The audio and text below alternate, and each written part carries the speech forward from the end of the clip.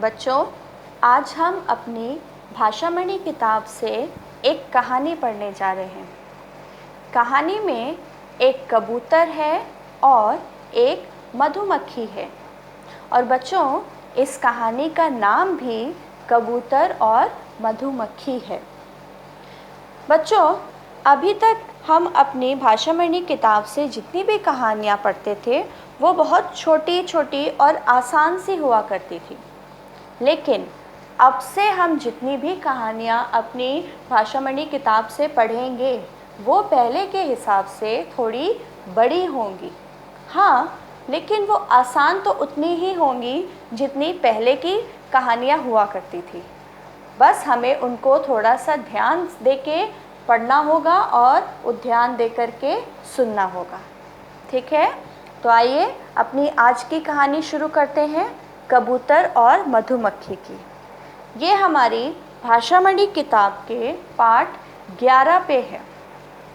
पाठ 11, कबूतर और मधुमक्खी। ठीक है बच्चों, कबूतर तो हम लोग ने बहुत बार देखे हैं।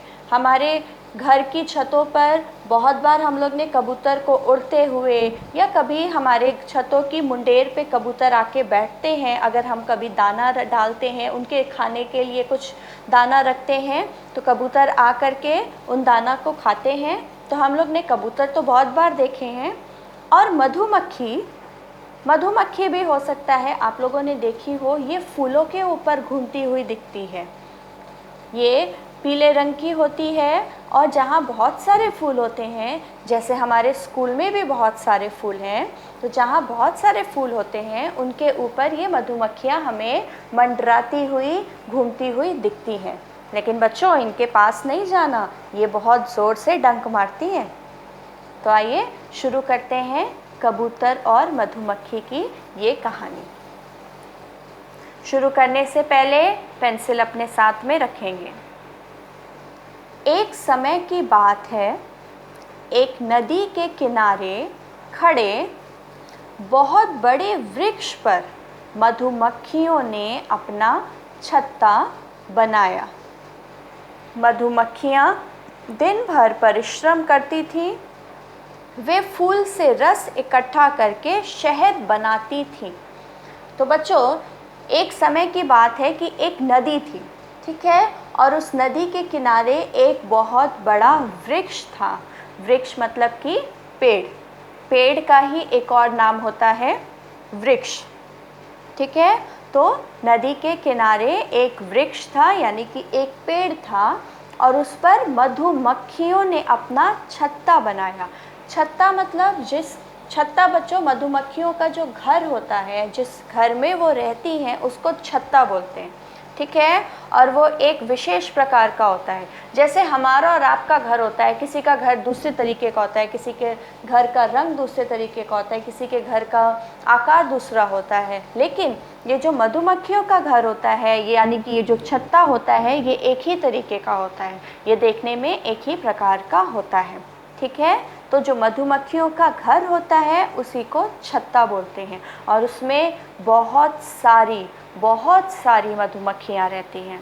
ठीक है बच्चों, तो जो नदी के किनारे एक बहुत बड़ा वृक्ष था, यानी कि जो बहुत बड़ा पेड़ था, उसमें मधुमक्खियों ने अपना छत्ता बनाया, यानी कि अपना घर बनाया।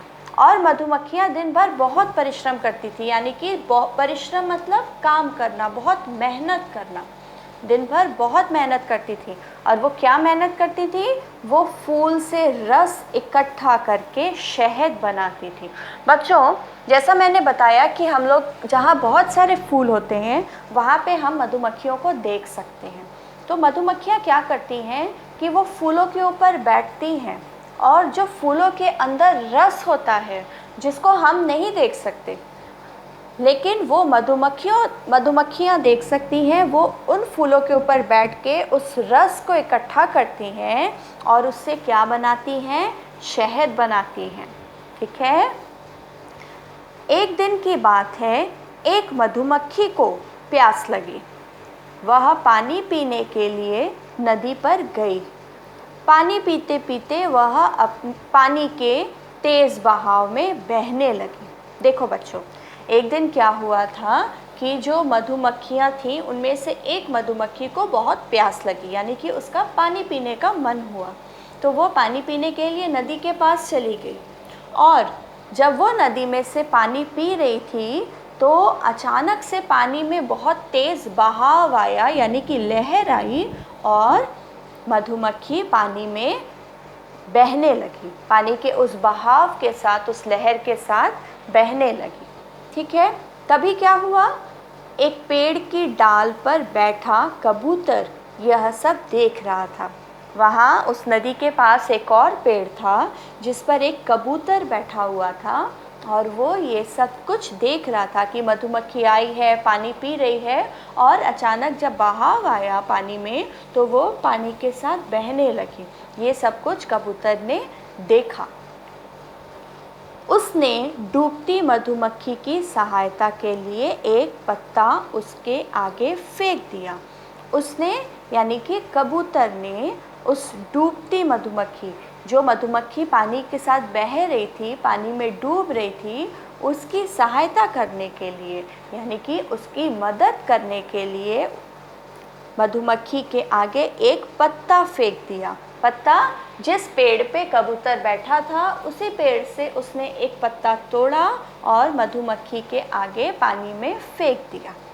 फिर क्या हुआ, मधुमक्खी पत्ते पर आ गई। जब मधुमक्खी ने देखा कि उसके आगे एक पत्ता गिरा है, कबूतर ने उसकी सहायता करने के लिए एक पत्ता मधुमक्खी के आगे फेंका, तो मधुमक्खी उस पत्ते के ऊपर चढ़ गई। पंख सूखते ही वह उड़ी और कबूतर को धन्यवाद दिया। जब वो पत्ते के ऊपर चढ़ी तो कुछ देर बाद मधुमक्खी के पंख, जो पानी से गीले हो गए थे और जिस वजह से वो उड़ नहीं पा रही थी, वो पंख सूख गए, और पंख सूखते ही वो मधुमक्खी उड़ गई और कबूतर को धन्यवाद दिया। किस लिए धन्यवाद दिया? क्योंकि कबूतर ने मधुमक्खी की जान बचाई। अगर वो पानी में पत्ता नहीं फेंकता, अगर कबूतर पानी में पत्ता नहीं फेंकता, तो मधुमक्खी तो पानी के साथ बह जाती। इसीलिए मधुमक्खी ने कबूतर को धन्यवाद दिया, क्योंकि कबूतर ने मधुमक्खी को बहने से बचा लिया। ठीक है बच्चों, अब आइए आगे देखते हैं कहानी में आगे क्या हुआ। कुछ दिन बाद जंगल में एक शिकारी आया। उसने पेड़ की डाल पर बैठे कबूतर पर निशाना साधा। देखो, जब मधुमक्खी की जान कबूतर ने बचा ली, मधुमक्खी उड़ गई और कबूतर भी उड़ के अपने घर चला गया। ठीक है, ऐसे ही कुछ दिन बीत गए।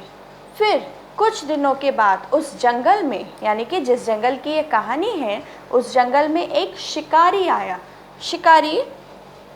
शिकारी क्या होता है बच्चों? शिकारी जो होते हैं वो जंगलों में जाते हैं और वो जानवरों का शिकार करते हैं, यानी कि जानवरों को अपने हथियार से, जो भी हथियार उनके पास होता है, जैसे आपकी बुक में जो चित्र बना है उसमें आप ध्यान से देखिए, उसमें शिकारी के हाथ में तीर धनुष है। ठीक है, तो शिकारी ने तीर धनुष से कबूतर को अपना शिकार बनाया, यानी कि कबूतर को मारना चाहा। शिकार बना के क्या करते हैं? उनको मार देते हैं। ऐसा वो शिकारी अपने शौक के लिए करते हैं। ठीक है, तो कुछ दिन बाद जंगल में एक शिकारी आया।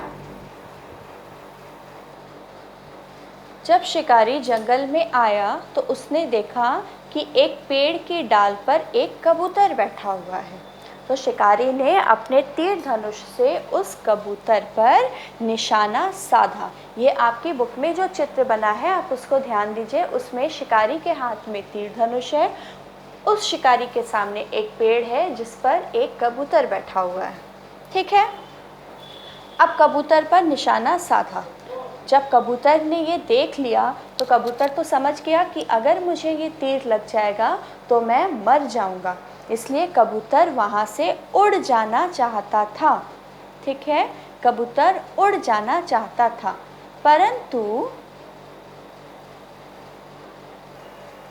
परंतु जिस पेड़ पर वो कबूतर बैठा हुआ था, उस पेड़ पर क्या था? उस पेड़ पर मंडराती चील के कारण उड़ नहीं सका, तभी मधुमक्खी वहाँ से गुजरी। देखो बच्चों, शिकारी जंगल में आया, ठीक है। जंगल में आने के बाद शिकारी ने देखा कि एक पेड़ पर एक कबूतर बैठा हुआ है और उस कबूतर पर शिकारी ने अपने तीर धनुष से निशाना साधा, यानी कि वो अपने तीर धनुष से उस कबूतर को मारना चाहता था, ठीक है। कबूतर ने ये देख लिया कि शिकारी उसको मारना चाहता है, तब कबूतर उस पेड़ पर से उड़ना चाहता था, लेकिन वो क्यों नहीं उड़ पाया?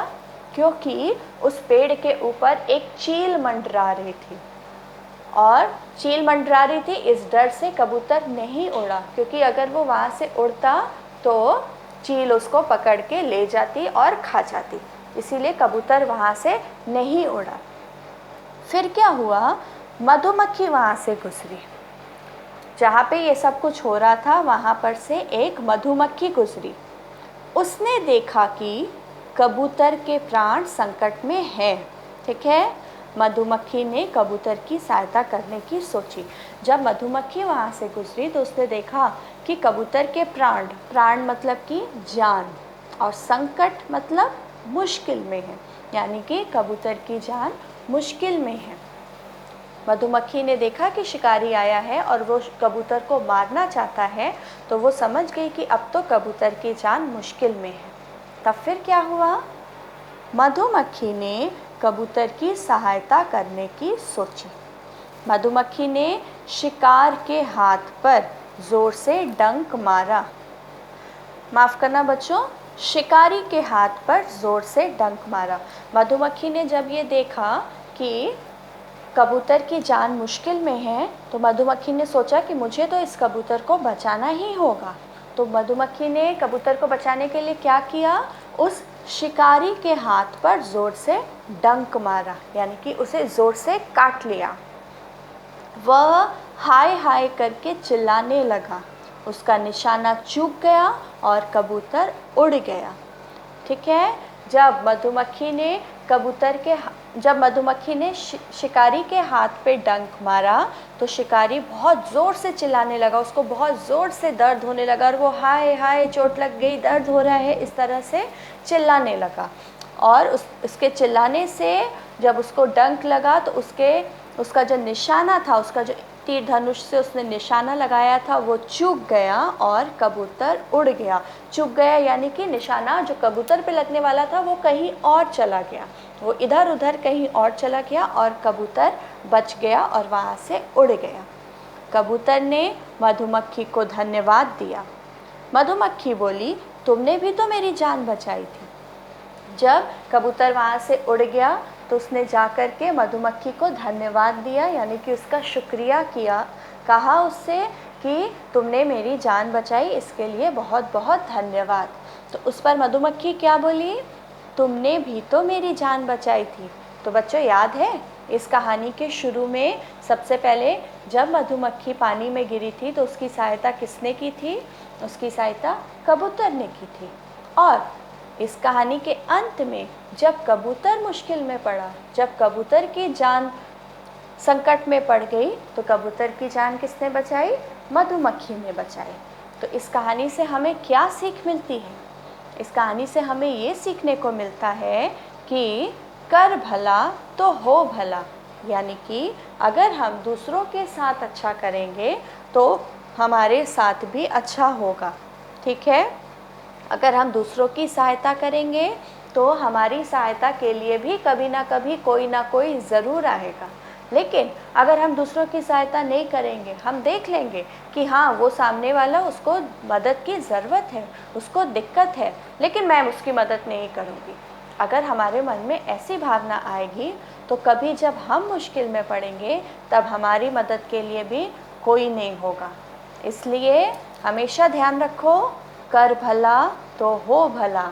अगर हम दूसरों के साथ भला करते हैं, भला मतलब अच्छा करते हैं, अच्छाई करते हैं, तो हमारे साथ भी वही अच्छा होगा। और अगर हम बुरा करेंगे तो क्या होगा? हमारे साथ भी बुरा ही होगा, ठीक है बच्चों। तो ये थी हमारी एक कहानी कबूतर और मधुमक्खी की।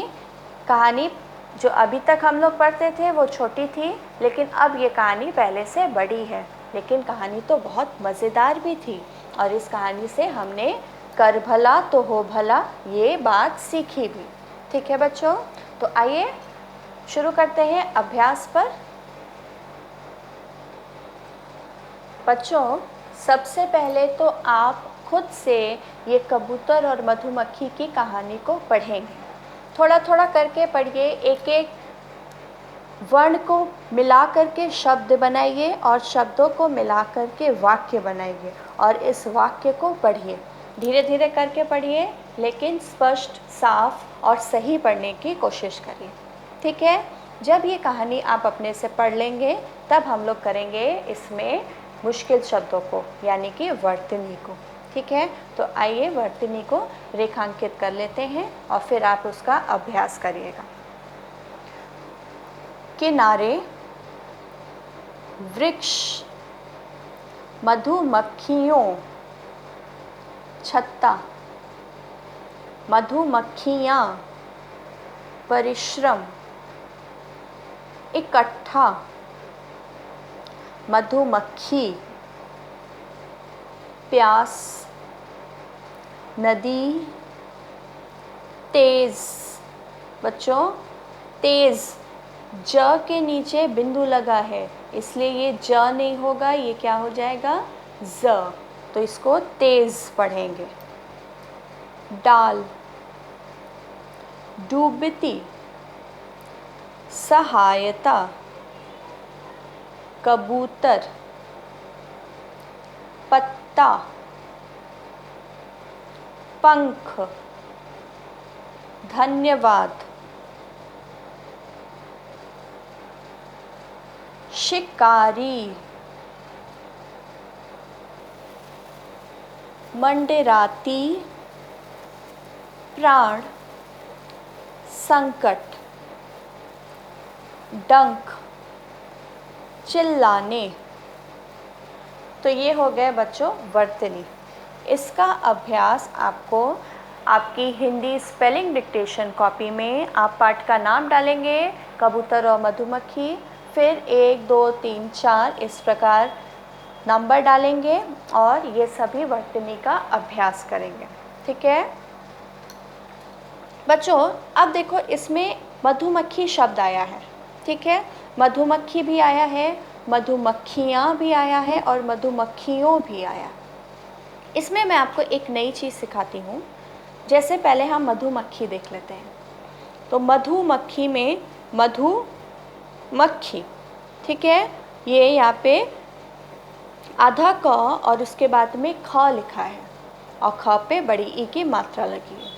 ठीक है, ये है मधुमक्खी, यानी कि एक मधुमक्खी की बात हो रही है। ठीक है, एक वचन, एक मधुमक्खी। जहाँ पे मधुमक्खियाँ आया है वहाँ पे बहुवचन हो गया है, यानी कि अनेक मधुमक्खियों की बात हो रही है, एक से ज़्यादा मधुमक्खियों की बात हो रही है, इसलिए ये मधुमक्खी से मधुमक्खियाँ हो गया है। यहाँ पे एक परिवर्तन है, जब ये एक वचन में था, यानी कि जब एक मधुमक्खी की बात हुई थी तब ख पे बड़ी ई की मात्रा का प्रयोग किया गया था। ठीक है, जब ये मधुमक्खियाँ हो गया, यानी कि एक से अधिक मधुमक्खियों की बात हुई, तब ध्यान दीजिएगा ख पे बड़ी ई की मात्रा के स्थान पर छोटी ई की मात्रा का प्रयोग किया गया। ठीक है, और उसके बाद या और या पे चंद्र बिंदु लगाया गया। ये हो गया मधुमक्खियाँ, यानी कि एक से अधिक मधुमक्खी। फिर से देख लेते हैं, जब मधुमक्खी लिखा था, जब एक वचन लिखा था, यानी कि जब एक मधुमक्खी की बात थी, तब हम लोग ने ख पे बड़ी ई की मात्रा का प्रयोग किया था। लेकिन जब मधुमक्खियाँ हो गया तब ख पे छोटी ई की मात्रा का प्रयोग किया गया है, उसके बाद या और ऊपर चंद्र बिंदु लगा है। ठीक है, अब एक और चीज़ देखो, जब हम लोग छोटी ई की मात्रा लगाते हैं तो इस तरीके से लगाते हैं, ख के पहले से रेखा खींच के मात्रा लगाते हैं। ठीक है, ऐसे ही होता है, किसी भी वर्ण पे जब छोटी ई की मात्रा लगाते हैं तो इसी प्रकार से लगाते हैं। लेकिन अगर ध्यान दीजिएगा बच्चों, अगर वर्ण के, किसी भी वर्ण के, यहाँ पे ख उदाहरण के लिए ले लीजिए, किसी भी वर्ण के पहले वाला वर्ण अगर आधा है तब मात्रा इस प्रकार से लगेगी। यहाँ से रेखा खींच के हम लोग मात्रा नहीं लगाएंगे, हम लोग उस आधे वर्ण के पीछे से मात्रा लगाएंगे। ठीक है, ये एक फ़र्क है। ऐसा सिर्फ छोटी ई की मात्रा के साथ ही होता है।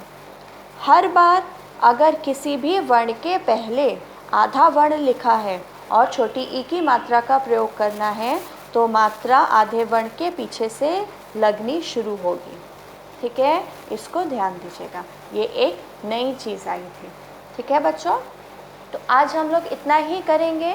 पहले आप लोग इस कहानी को अच्छे से पढ़ लीजिए, उसके बाद इसकी वर्तनी का अभ्यास करिए। ठीक है, अगले क्लास में हम इसके आगे के प्रश्नोत्तर और शब्द अर्थों को सीखेंगे। ठीक है बच्चों, आज के लिए इतना ही। Good day.